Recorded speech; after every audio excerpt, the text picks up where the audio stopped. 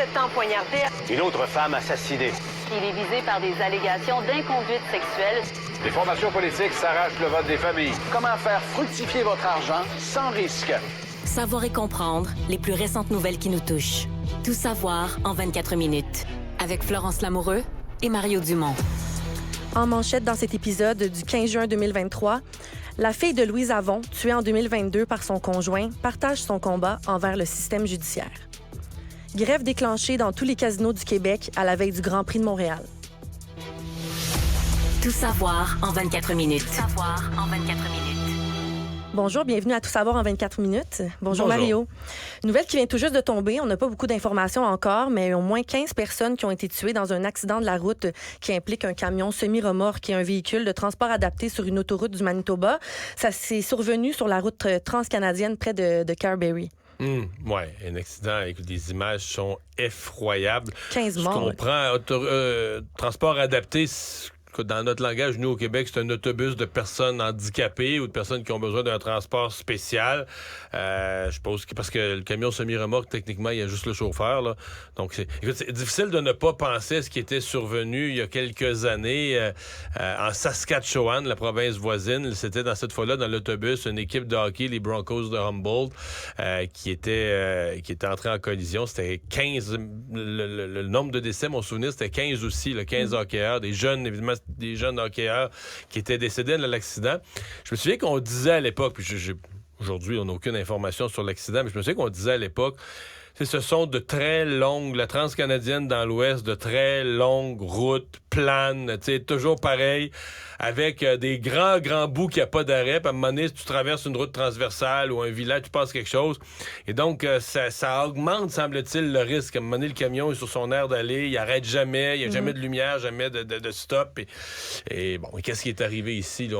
15 personnes, on espère que le bilan va pas s'alourdir. C'est un énorme accident. Est-ce que le bilan pourrait s'alourdir? Là, je pense que les autorités continuent à évaluer cette scène. C'était les funérailles aujourd'hui, Mario, du mafieux Francesco Del Balso, ancien membre influent de la mafia qui a été abattu par balle la semaine passée. Beaucoup de surveillance policière sur place. Je vais vous rappeler c'est qui, là, rapidement. Beaucoup de surveillance policière, dont certains, d'après moi, avaient leurs appareils photos. Parce que la rumeur veut que les spécialistes du crime organisé, chaque fois qu'il y a un rassemblement qui amène du monde du crime organisé, ils aiment bien faire des photos de famille, comme dans un mariage. Surtout qu'il y avait des grosses pointures qui étaient présentes au salon hier, puis aussi qui étaient là cet après-midi. C'est assez rare qu'il y a des membres des Hells Angels qui vont se présenter à des funérailles comme ça. C'était à l'église? Oui, aujourd'hui, c'était à l'église. On a vu Martin Robert, justement, il y a des photos qui ont circulé, membre des Hells le plus influent au Canada, qui était là avec sa femme, Annie Arbic, qui est la fille de la reine de Kanesatake. Ils sont allés prier. Il y avait environ 100 personnes qui étaient présentes à l'église aujourd'hui. Puis la veille, hier, il y avait Michel Lamontagne, membre des Hells du chapitre de Montréal, qui est allé offrir ses condoléances un peu plus en cachette à la famille du mafieux. Mais pour lui, ça a mal tourné, là. Oui, ça a mal tourné. En sortant, les policiers étaient prêts. Ils l'ont intercepté. Pourquoi ils l'ont intercepté? C'est parce qu'il y a quelques semaines, ils ont été faire une perquisition chez lui dans une enquête de trafic de stupéfiants. Puis ils n'ont pas été capables de saisir ses téléphones cellulaires. Donc hier, ils étaient prêts à la sortie du salon. Ils ont fait la saisie de téléphone. Puis c'est ça. Je sais pas s'il y a quelque part dans la stratégie policière cette espèce de message de dire on vous lâche pas, là. On vous surveille. Puis c'est ça.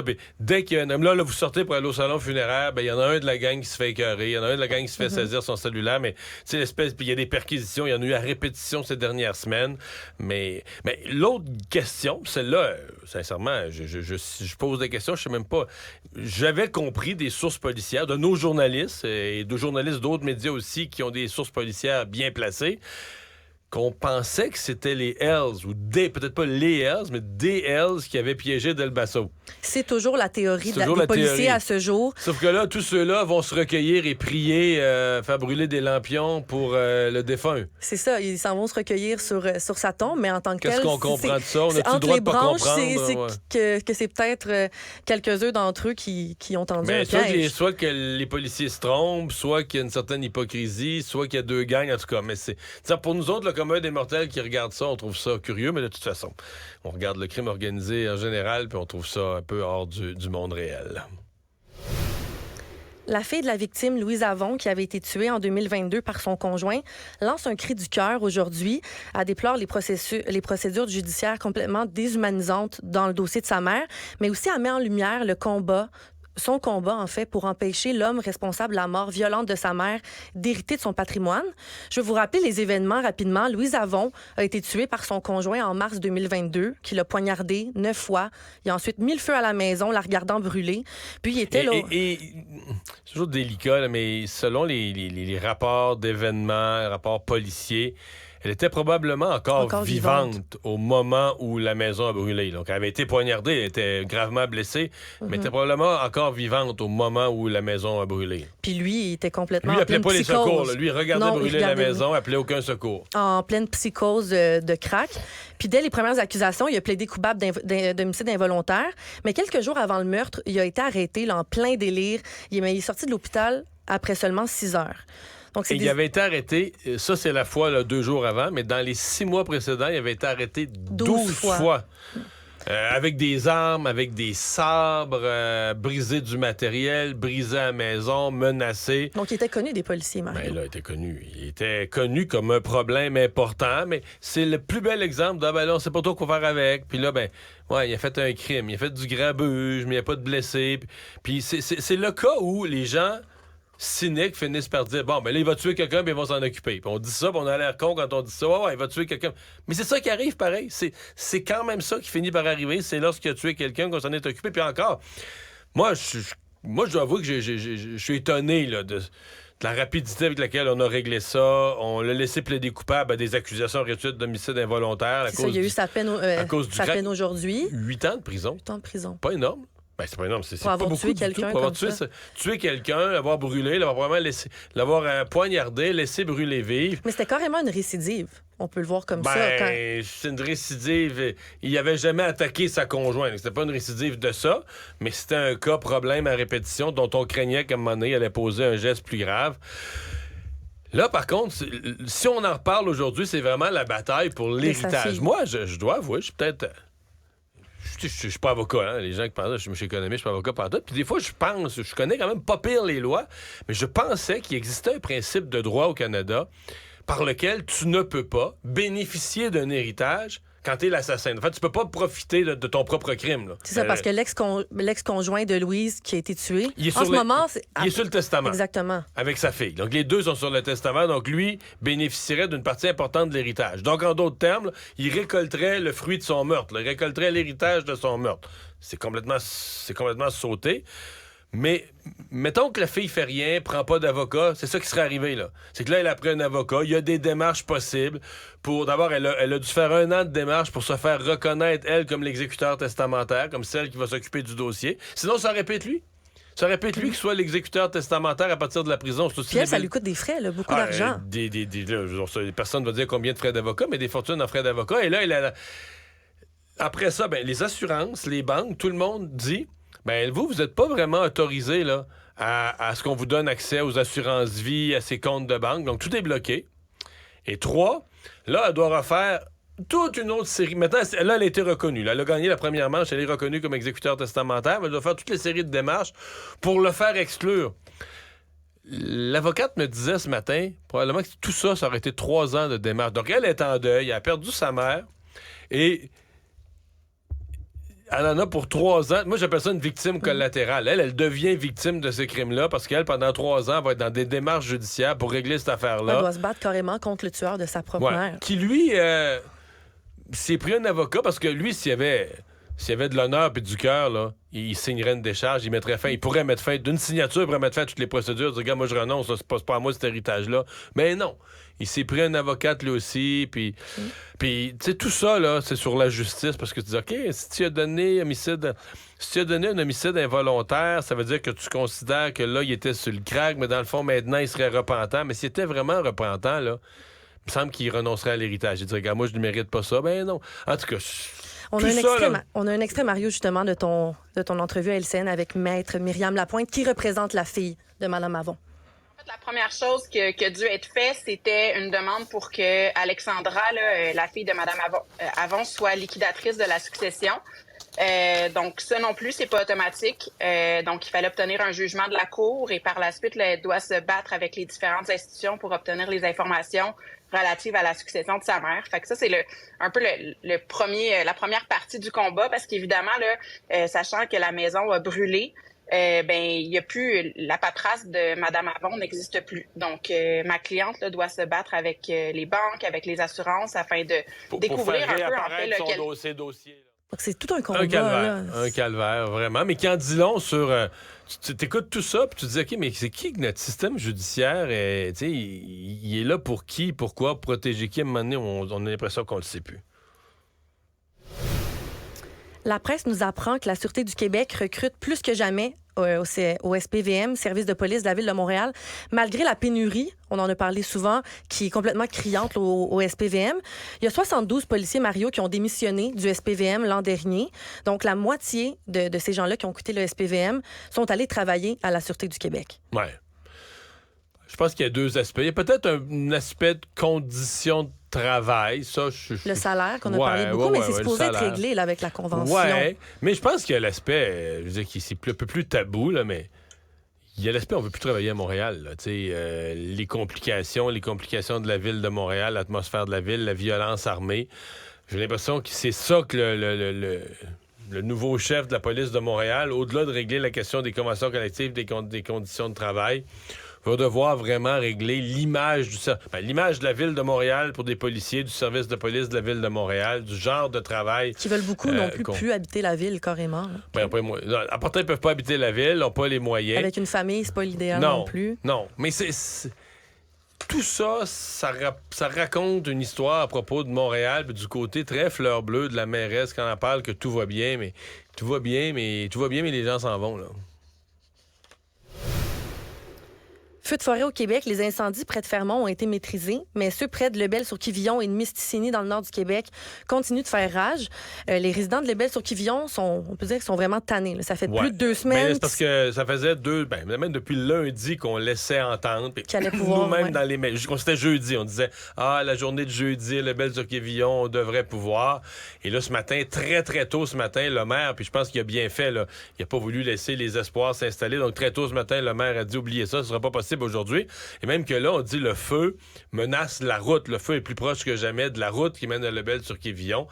Ça devient des gens... Les citoyens demandaient une date de retour carrément, mais c'est ça que le maire disait, c'est impossible. C'est impossible de leur donner une date. Présentement, la situation n'est pas sous contrôle, donc on peut pas... La situation n'est pas stabilisée. Je sais pas, je vais faire la recherche. L'évacuation de Lebel-sur-Quivillon, d'après moi, on est rendu à quelque chose comme 10 jours... Moi, je pense que c'est à peu près 2 semaines là, que je lisais, je pense 13 jours ce matin. Oui, 12, ça va faire 13 jours. Demain matin, ça va faire 13 jours.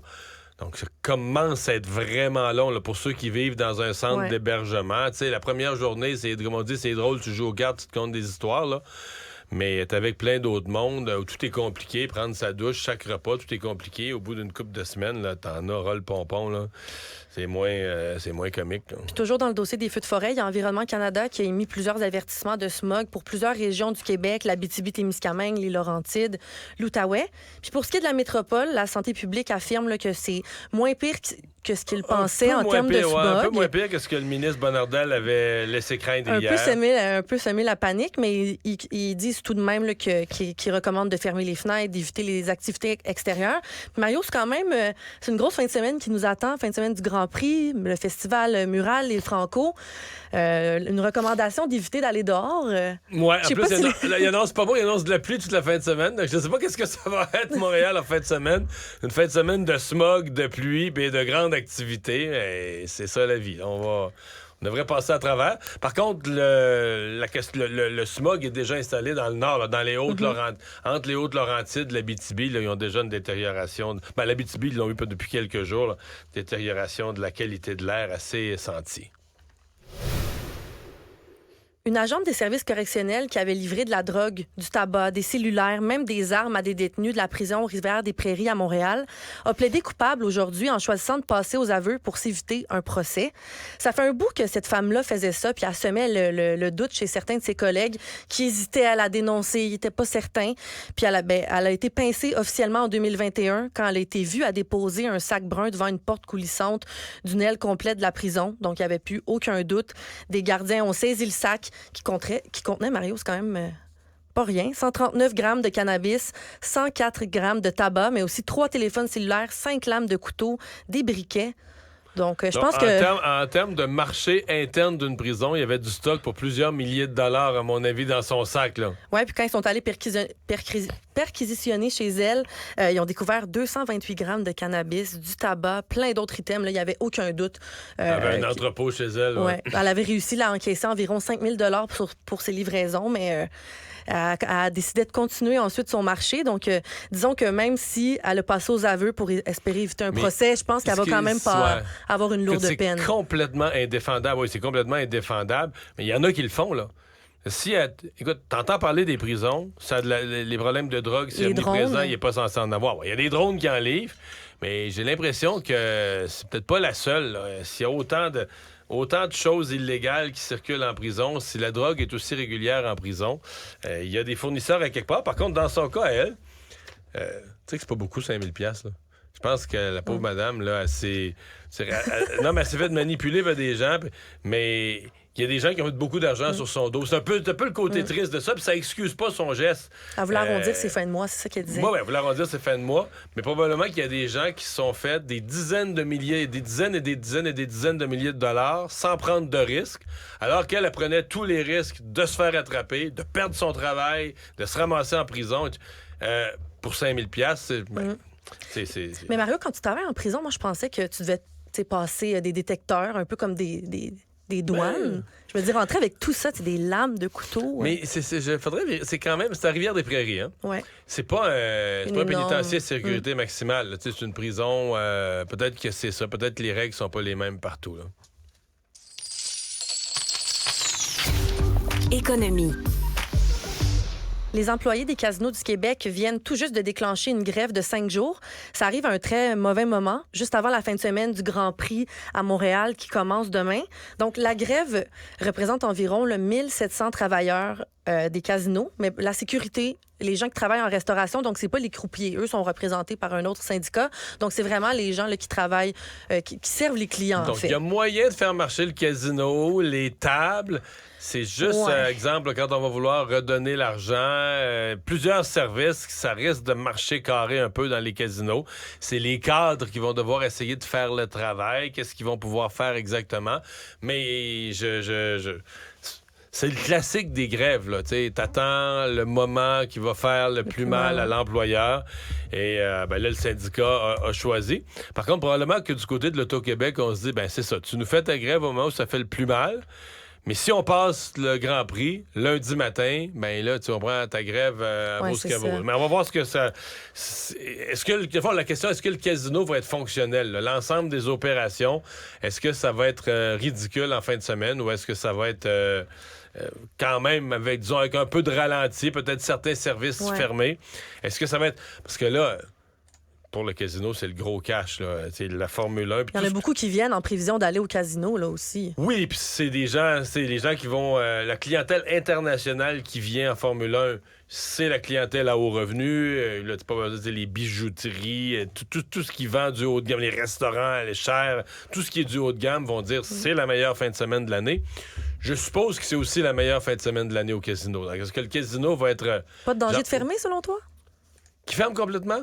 Les cadres ont dit non. Mais, oui, il y a probablement un danger. Probablement que s'il n'y a rien qui marche, si c'est complètement chaotique, dysfonctionnel, ils pourraient être obligés de fermer. Mais d'après moi, ils vont tout faire pour éviter la fermeture. Le Monde. Une nouvelle qui vient de Rome, mais qui fait écho jusqu'ici, pour les mauvaises raisons. Des influenceurs qui circulaient à grande vitesse à Rome à bord d'une Lamborghini en se filmant pour alimenter leurs réseaux sociaux ont provoqué la mort d'un enfant de 5 ans. L'accident est survenu à Rome alors que ces jeunes-là, ils étaient 5 dans une Lamborghini. Déjà, à la base, je savais pas qu'on pouvait entrer 5 dans une Lamborghini. Roulaient à vive allure à Rome et le défi de TikTok, en fait, c'était de passer 50 heures de suite à bord d'une voiture sans arrêter de rouler. À toute vitesse. C'est des jeunes de 20 à 23 ans qui ont percuté une mère qui conduisait sa voiture avec 2 de ses enfants, dont celui de 5 ans là, qui est décédé même avant d'arriver à l'hôpital. Mais tout ça pour un stunt d'influenceur. Ouais. Tout ça pour un coup d'éclat d'influenceur. Oui, un défi TikTok. Ridicule au possible. C'est des... Le jeune qui conduisait a été testé positif au cannabis. Ah, OK, mais c'est pas assez tout le reste des conneries. En plus, ça. tu le fais geler. Ouais. Ça, bravo. On lit ça, on a l'impression que c'est pas vrai, mais bon, c'est triste histoire. On espère que ce défi-là va pas se rendre jusqu'ici.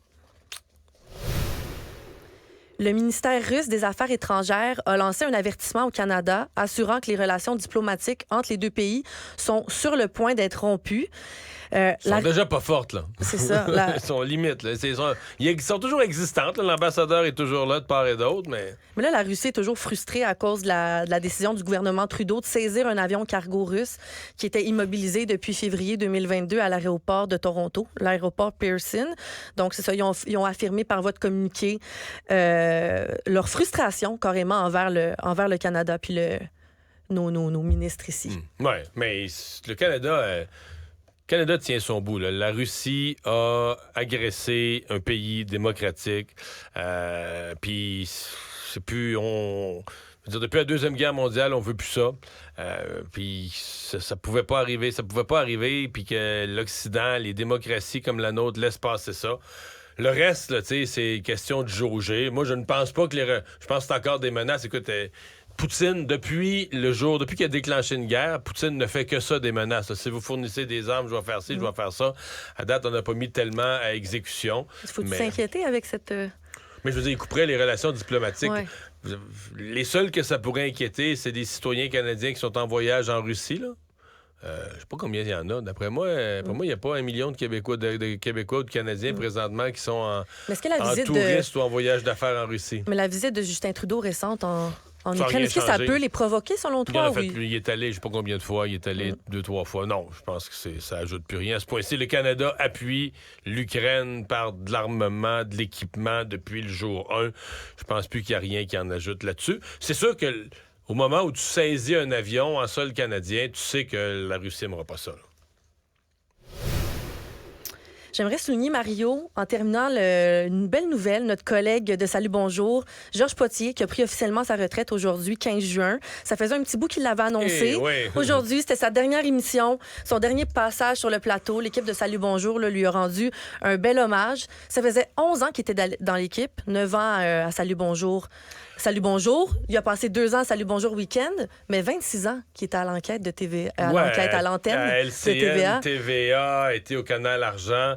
Mais c'est surtout un chic bonhomme. Moi, j'ai eu l'occasion de travailler avec lui à plusieurs reprises. Georges Potier, là, c'est un mot qu'on emploie parfois, mais l'ultime gentleman, là, toujours de bonne humeur, pas juste en ondes, hors des ondes aussi, toujours à son affaire, toujours prêt. Puis, moi, j'ai toujours aimé Georges parce que tu sais que techniquement, c'est un journaliste donc qui rapportait les faits avec beaucoup de rigueur. Mais dans son rôle à Salut Bonjour, il était amené à une petite coche de plus que du journaliste. Donc, devenait pas analyste, commentateur de l'actualité, mais pouvait se permettre un commentaire, un sourire en coin. Et j'ai trouvé qu'il avait une façon délicieuse de faire ça, subtile. Tu sais, quand une nouvelle, quelque chose le choquait, mais tu sais, juste sans devenir l'analyste commentateur qui n'était pas son métier, mais juste la petite remarque, le petit sourire en coin, mais où je pense que les gens qui l'aimaient beaucoup, les téléspectateurs, comprenaient. Ouais, là, ça, Georges, là, il trouve que c'était un peu fort, ou ça, Georges, il trouve ça complètement inacceptable. Et donc, il a très bien fait son travail. Et il part... moi, je respecte ça. Peut-être parce que j'ai dit, mais il part heureux dans le sens que il prend sa retraite, il prend pas sa retraite. Les commentaires des gens affluent, il est pas mis dehors, il prend sa retraite, il est au sommet de sa gloire, les gens le félicitent, les gens l'aiment, il est en bonne santé, on lui souhaite de rester en bonne santé et d'avoir une très belle retraite. Résumer l'actualité en 24 minutes, c'est mission accomplie. Tout savoir en 24 minutes. Un nouvel épisode